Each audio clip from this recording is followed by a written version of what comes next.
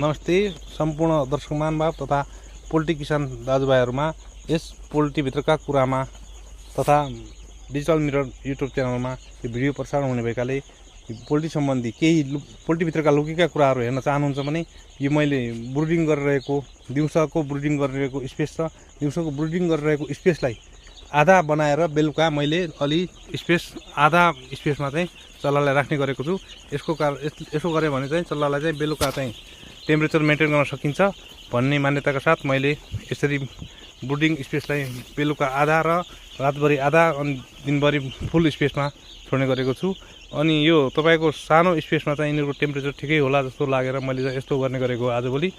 अनि तपाईको यो मैले चाहिँ ब्रुडिङ गर्दाखेरि यस्तो होलोजन रड अर्थात् यस्तो बल्बहरू पाउँछ 500 वाटको यस्तो होलोजन रडहरू बालेर अहिले 3वटा बालेर मलाई यो टेम्परेचर ठ्याक्कै मेन्टेन भइरहेको अवस्था छ।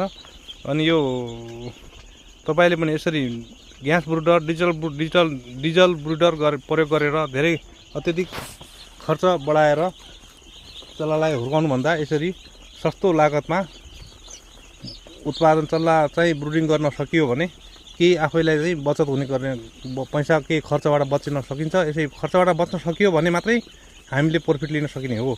यसकारणले गर्दा तपाईहरुलाई पनि यो इन्फर्मेटिभ भिडियो तपाईहरुको लागि हो। यदि तपाईलाई यो भिडियो मन पर्यो भने यो भिडियोलाई लाइक गरिदिनु होला, साथै च्यानललाई सब्स्क्राइब गरिदिनु होला। यस्तै तपाई पोल्ट्रीभित्रका लुकेका कुराहरू हेर्न चाहनुहुन्छ भने अझ यस्तै दैनिक भिडियोहरू मैले प्रसारण गर्दै आउने छु। हस्त धन्यवाद।